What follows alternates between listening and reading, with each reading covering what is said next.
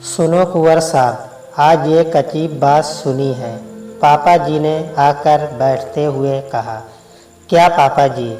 परेश ने कुर्सी की तरफ इशारा करते हुए मुस्कुराकर पूछा।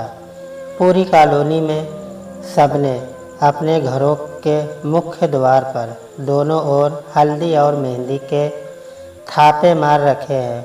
उन्होंने अचरज के साथ बताया। क्या सुनकर परेश अचंभित रह गया। हाँ, मुझे तो सुबह विपिन ने बताया तो एकाएक मुझे तो विश्वास ही नहीं हुआ, मगर जब मैं शाम को टहलने गया तो देखा वाकई सबने थापे लगा रखे हैं। जगह जगह औरतें भी खड़ी खुसुर फुसुर करती दिखती। उन्होंने आगे बताया। हम दोनों की बातें सुनकर प्रतिभा भी पास आकर बैठ गई। देखो प्रतिभा, पापा जी क्या बता रहे हैं? परेश ने पत्नी की ओर मुखातिब होकर कहा। हाँ पापा जी, सुबह सामने वाली भी बता रही थी। कहते हैं 3-4 चुड़ैलें कहीं से छूटकर यहाँ आ गई है। घर घर जाकर रोटी प्याज मांगती है। यदि कोई तरस खाकर रोटी प्याज दे देता है तो रोटी तो वहीं फेंक देती है। प्याज को दरवाजे पर ही मुट्ठी में खींचकर फोड़ देती है और उसका रस चूसकर पी जाती है। जिस जिस घर में उन्होंने ऐसा किया है उसी घर के बच्चे बीमार पड़ने लग जाते हैं। घर में भी तरह तरह की मुसीबतें आने लगी है। प्रतिभा ने पूरी बात बताई। परेश जानकर हैरान रह गया कि हमेशा पढ़ाई लिखाई में लगी रहने वाली उनकी पत्नी इस तरह की बातों में भी रुचि लेती है। उसने इस तरह से पूरी घटना का वर्णन किया कि वे देखता ही रह गया। अच्छा, इसलिए सबने अपने घरों के मुख्य द्वार पर दोनों ओर हल्दी और मेहंदी के थापे मार रखे हैं। क्यों? लोग भी बस बात का बतंगड़ बना लेते हैं और अंधविश्वास में कुछ भी करने लगते हैं। रोटी मांगने खाने वाली आती ही रहती है। चास की बात यह है, उसी दिन किसी के घर में कोई बच्चा बीमार पड़ गया होगा। बस फिर क्या था? अफवाह उड़ते देर लगती है भला। रोटी प्याज का किस्सा लोगों ने घड़ लिया और बस शुरू हो गए हल्दी और मेहंदी के थापे। परेश के गले नहीं उतर रही थी ये बातें। हाँ कुंवर साहब, मैं तो खुद ये देखकर हैरान हूँ। आज जबकि आदमी चांद पर जा रहा है, हम अब भी अंधविश्वासों से घिरे पड़े हैं। और नहीं तो क्या? परेश ने तुरंत जोड़ लिया। लेकिन सुनो, कुछ तो ज़रूर होता होगा, तभी तो सबने ऐसा किया है। हम भी थापे लगा लें क्या? देखो, अपने भी छोटे छोटे बच्चे हैं। प्रतिभा के चेहरे पर भय के भाव स्पष्ट दिख रहे थे। माँ जो ठहरी, क्या बेवकूफ़ों जैसी बातें करती हो? इन सब से क्या होता है? तुम तो पढ़ी लिखी हो प्रतिभा, तुम ऐसी बातें करोगी? परेश ने हल्के से क्रोध के साथ कहा। देखो पापा, आप समझाओ ना। यहाँ भी रोटी मांगने वाली आती रहती है। एक तो कल ही आई थी।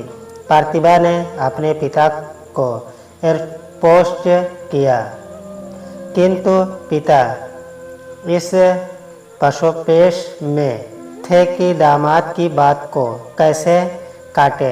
हालांकि उनके मनोभावों से भी लग तो ऐसा ही रहा था कि वे भी वही चाहते हैं जो प्रतिभा चाहती है।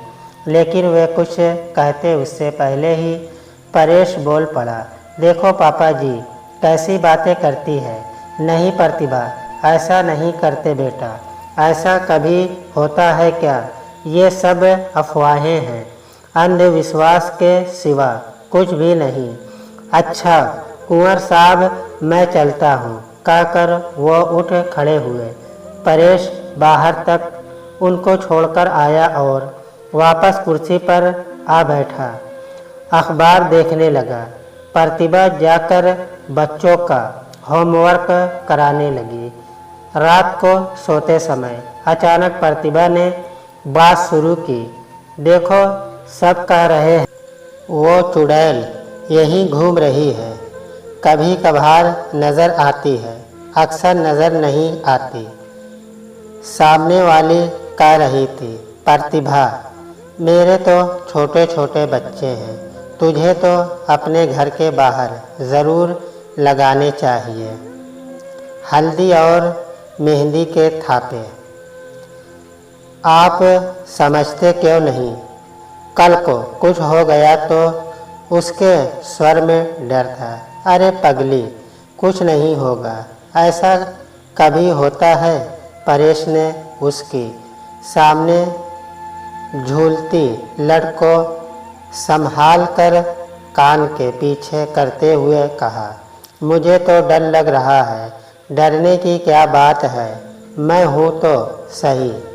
आप तो दिन भर ऑफिस में रहते हैं, मैं बच्चों के साथ घर में अकेले रहती हूँ। आपके पीछे से वो आ गई तो कोई नहीं आएगा। तुम तो बेवजह इतना डर रही हो। तुम इतनी पढ़ी लिखी होकर कैसी बात करती हो? माँ हूँ ना। ममता कब पढ़ी लिखी होती है? उसने बड़ी ही मासूमियत से कहा। पगली कहीं की। लाड में परेश ने उसे गले से लगा लिया और वो बच्चों की तरह उससे लिपटकर सो गई। पास ही बच्चे भी सो रहे थे। निश्चित परेश भी आंखें बंद करके लेट गया। सुबह का समय यानी भाग दौड़ का समय। बच्चों को नहलाना धुलाना, फिर उनको नाश्ता कराना, दूध पिलाना, परेश को ऑफिस की जल्दी, अलग सब कुछ के बीच प्रतिभा बेचारी फिरकी हो जाती है। तिस पर बच्चों का खाने पीने में नाक भाव सिकोड़ना। प्रतिभा उनको डांटती रहती है और बड़बड़ाती रहती है। पम्मी तो ऐसी बदमाश है कि घंटों मुंह में खाना लिए बैठी रहती है, खाती ही नहीं है। प्रतिभा बार बार उसको टोकती रहती है, जल्दी खा ले, ऑटो वाला आने वाला है, जल्दी जल्दी दूध पी फिर। लेकिन वो है कि मुंह में रखे कौर को ही चिघलती रहती है। देखो आप कुछ कहते क्यों नहीं इसको? देखते रहते हो बैठे बैठे। उसने परेश को डपट दिया। बेटा जल्दी जल्दी खाओ। देखो बॉबी कितना अच्छा बच्चा है, फटाफट खा लेता है। उसने तुरंत बच्ची को टोक दिया। पास ही बैठा बॉबी मुस्कुरा दिया। परेश ने उसके गाल पर एक चपट लगा दी और झड़का कर मोजे पहनने लगा। प्रतिभा ने पम्मी के मुंह में एक कौर और ठूस दिया था। उसका मुंह बिल्कुल भर गया था। उसको चबाने में भी बड़ी दिक्कत हो रही थी। बॉबी अपना नाश्ता पूरा करके अपना बैग संभालने में लगा था। अचानक पम्मी ने ज़बरदस्त उल्टी कर दी। पूरी यूनिफॉर्म और डाइनिंग टेबल गंदी हो गई। परेश ने दौड़कर उसे संभाला। क्यों तुम इसके साथ ज़बरदस्ती करती हो? जिसका खाए खाने दो, बेकार क्यों ठूसती हो? प्रतिभा एकदम जैसे जड़ हो गई थी। उसको समझ में नहीं आ रहा था कि क्या करे। कोई कपड़ा लाओ भाई, परेश ने ज़ोर से कहा। तब उसकी चेतना लौटी। भागकर उसने कपड़ा दिया। बच्ची के हाथ मुंह धुलवाए, कपड़े बदले। इतने में ही ऑटो वाला आ गया और बच्चे स्कूल चले गए। अनमनी सी प्रतिभा काम में लगी रही। परेश भी खा पीकर ऑफिस के लिए निकल गया। लंच के समय उसको याद आया कि बच्चे स्कूल से आ गए होंगे। चलो पम्मी की तबीयत पूछ लूँ। फ़ोन मिलाया, घंटी बजने लगी। उधर काफ़ी देर बाद प्रतिभा ने उठाया। हेलो, मैं बोल रहा हूँ, बच्चे घर आ गए? पम्मी की तबीयत कैसी है? इधर से परेश ने रूटीन टोन में पूछा। बच्चे तो आज घंटे भर बाद ही आ गए थे। स्कूल की वैन छूट गई थी। पम्मी को स्कूल में भी 2-3 बार उल्टी हो गई थी। अब कैसी है उसकी तबीयत? उसके मन में अजीब सी घबराहट होने लगी। अभी तो सो रही है। बॉबी क्या कर रहा है? परेश घबरा रहा था, कहीं प्रतिभा की बात ही सच न हो रही हो। वे भी सो रहा है। ठीक है, मैं आज जल्दी निकलने की कोशिश करता हूँ। नहीं, आप आराम से आओ।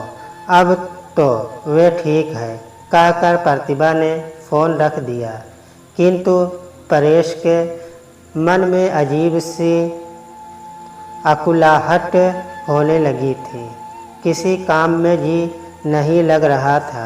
बार बार मेहंदी हल्दी को थापों वाली बात याद आ रही थी।